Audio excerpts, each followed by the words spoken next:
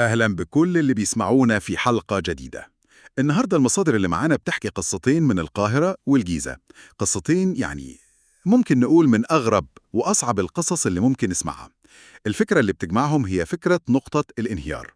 إيه اللي بيحصل لما أقرب الكائنات لينا، سواء كانوا بشر أو حتى حيوانات، بيتحطوا تحت ضغط مش طبيعي. معانا حادثة عن أم وابنها، وحادثة تانية عن راجل والكلب بتاعه، والاتنين نهايتهم صادمة جدا. مهمتنا النهاردة إننا نفصص القصتين دول، ونحاول نفهم إيه الدوافع والظروف اللي وصلت الأمور للنقطة دي. بالظبط. والجميل في المصادر دي إنها مش مجرد سرد للأحداث وخلاص، لأ، دي بتدينا تفاصيل دقيقة من تحقيقات النيابة وتقارير الشرطة. يعني بنشوف الصورة من زاوية قريبة قوي. والقصتين دول مع إنهم مختلفين تماماً بيخلونا نسأل أسئلة صعبة، أسئلة عن حاجات بنعتبرها مسلمات، زي غريزة الأمومة والوفاء عند الحيوانات، ولحد فين ممكن أي كائن حي يستحمل قبل ما كل ده ينهار. طيب، خلينا نبدأ بالقصة الأولى اللي بتوجع القلب دي. الأحداث حصلت في منطقة بولاق في الجيزة. المصادر بتقول إن البداية كانت صوت صريخ. الجيران سمعوا صوت ولد صغير عمره حوالي 11 أو 12 سنة بيستغيث وبيترجى والدته، وبيقول بصوت عالي: خلاص يا ماما، مش هعمل كده تاني. وبعدها بثواني الصوت ده اتقطع تماما. سكون غريب. آه. وهنا اللحظة اللي قلقت الجيران بجد. بعد شوية الأم خرجت من شقتها، وبحسب شهادتهم بصت لهم وقالت جملة واحدة بس. قالت: أنا استريحت منه. يا ساتر. جملة باردة وهادية بطريقة مرعبة. طبعا الجيران اتصلوا بالشرطة فوراً. جملة استريحت منه دي لوحدها تخض. دي مش بتعبر عن ندم، دي كأنها بتعبر عن راحة، كأن حمل تقيل اتشال. ده يخلينا نسأل: إيه الضغط اللي ممكن يوصل أم تقول كده عن ابنها؟ ده بالظبط اللي التحقيقات حاولت تفهمه. لما الشرطة وصلت، الأم اعترفت على طول وبدون أي مقاومة. والمصادر هنا بتدينا خلفية القصة. الأم دي أرملة عايشة لوحدها مع ابنها ده، وظروفها المادية صعبة جدا. بس المشكلة الأكبر ما كانتش الفلوس. المشكلة كانت إن ابنها اللي لسه في أولى إعدادي كان مدمن مخدرات. مدمن وهو عنده 11 سنة؟ ده لوحده كارثة. والمصادر بتحدد إنها مش أي مخدرات، مش الأنواع التقليدية اللي نعرفها، لأ، دي المخدرات التخليقية الجديدة: الباودر، الآيس، الستروكس. وهنا لازم نقف شوية، لأن دي مش مجرد أسماء. لما المصادر بتقول مخدرات تخليقية، دي مش كلمة وخلاص، دي مواد كيميائية تأثيرها على المخ عامل زي ما تكون بتعمل عاصفة في فنجان شاي.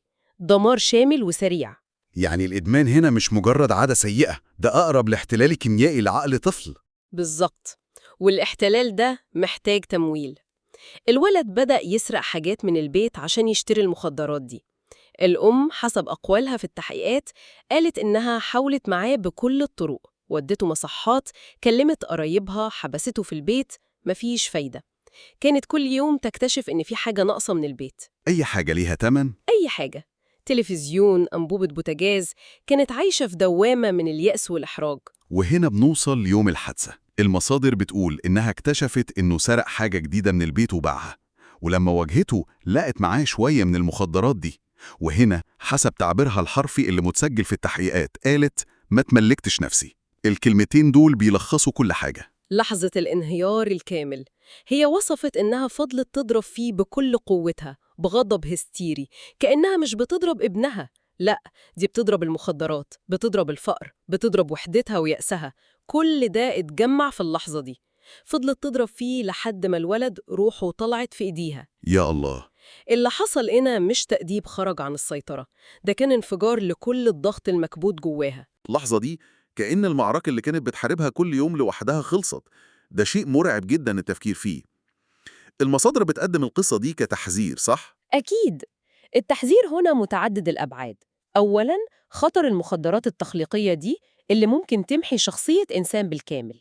النقطة التانية والأهم هي عن العنف الأسري تحت الضغط. المصدر هنا بيلمح لنقطة نفسية مهمة. الأم دي غالباً ما كانتش شايفة ابنها قدامها، هي كانت شايفة تجسيد لفشلها ويأسها، والعنف هنا كان وسيلة لتدمير الإحساس ده. ده تحذير لكل أب وأم. بالظبط. لحظة الغضب الشديد مش وقت للعقاب أبداً، لأنها بتتحول للحظة انتقام من النفس قبل ما تكون انتقام من الطفل. صعب حتى استيعاب القصة دي. انهيار كامل لرابط الأمومة، أقدس رابط ممكن نتخيله. طيب، من الانهيار النفسي والكيميائي ده، المصادر بتنقلنا لانهيار من نوع تاني خالص، انهيار بيولوجي وغريزي بحت. القصة التانية دي أغرب بكتير. القصة دي من القاهرة. بدأت ببلاغ عادي جدا. واحد بيتصل بالشرطة بيقول إنه بيحاول يوصل لأخوه من أيام وموبايله مقفول وما بيردش على الباب. أخوه ده في الأربعينات من عمره وعايش لوحده في شقته ومفيش معاه أي حد غير الكلب بتاعه. الأخ القلقان راح بنفسه للشقة، وطبعا خبط ومحدش فتح.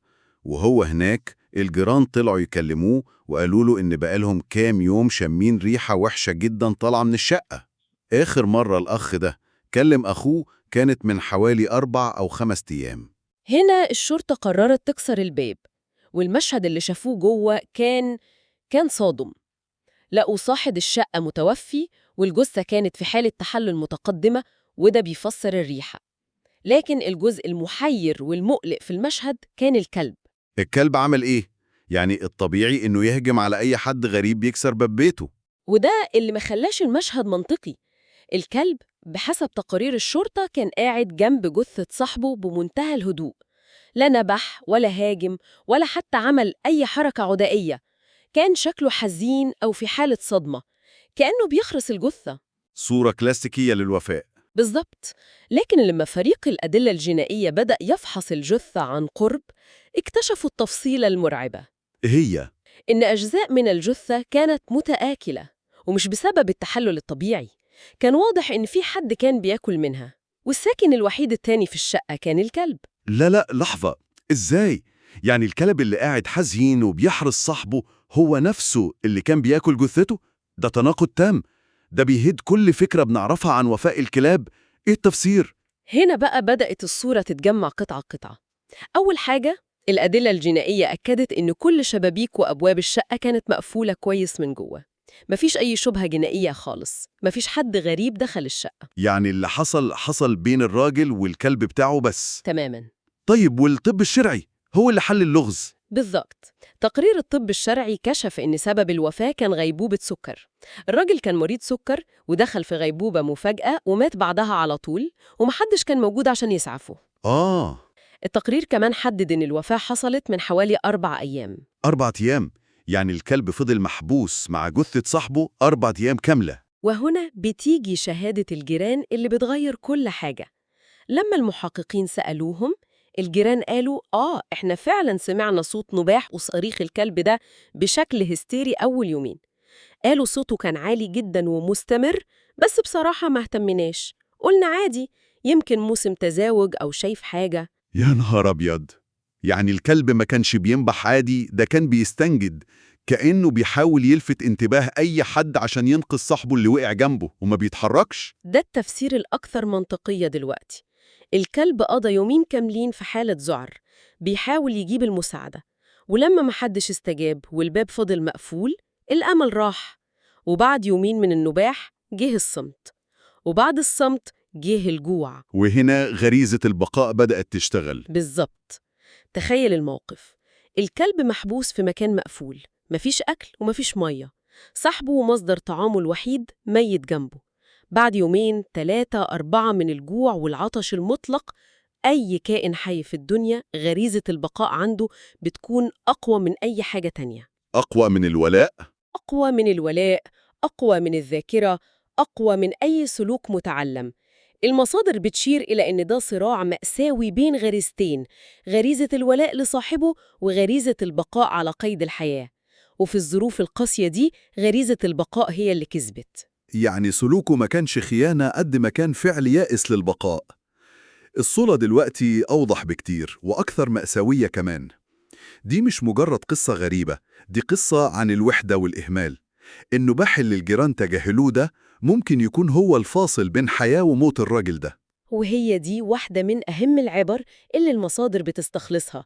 القصة دي تحذير مباشر لكل واحد فينا عنده قريب أو جار عايش لوحده، خصوصاً لو كبير في السن أو مريض. السؤال المستمر والاطمئنان مش رفاهية، وإننا نهتم بالعلامات اللي حوالينا حتى لو كانت مجرد صوت نباح كلب شكله غريب ممكن يفرق. الوحدة في المدن الكبيرة بتقتل بصمت. تماماً. طيب، لو نربط القصتين ببعض بقى، إحنا كده قدام حالتين لانهيار تام. في الحالة الأولى، بتنهار تحت ضغط نفسي ومادي وكيميائي مرعب، بتكسر أقوى رابط طبيعي. وفي الحالة التانية، كائن بنعتبره رمز للوفاء بينهار تحت ضغط بيولوجي بحت، ضغط الجوع، وبيكسر الرابط اللي بينه وبين صاحبه. بالظبط. القصتين بيورونا إن المبادئ والقيم والأخلاق وحتى الروابط، سواء عند البشر أو الحيوانات، ليها حدود، والحدود دي بتظهر لما بنتحط في ظروف استثنائية وقاسية. يعني قصة الأم والابن بتقول لنا إننا لازم ننتبه لوباء المخدرات الجديد ده، ونخلق شبكات دعم حقيقية للأسر اللي بتواجه الكابوس ده لوحدها. وقصة الراجل وكلبه بتفكرنا إننا نسينا جيراننا ونسينا نهتم ببعض في زحمة الحياة. صح. في الآخر القصص دي قاسية جدا، لكنها زي ما تكون مراية بتورينا هشاشة الوضع الإنساني، وإزاي ممكن كل حاجة تتقلب في لحظة.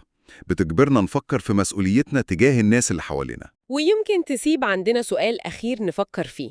القصتين جول بيخلونا نتسائل عن الخط الرفيع اللي بيفصل بين الحضارة والغريزة، بين الولاء والبقاء، ولما الظروف بتوصل لأقصى درجات القسوة، مين فيهم اللي بينتصر في النهاية؟ وهل إحنا كبشر لو اتحطينا في نفس الظروف دي ممكن نتصرف بشكل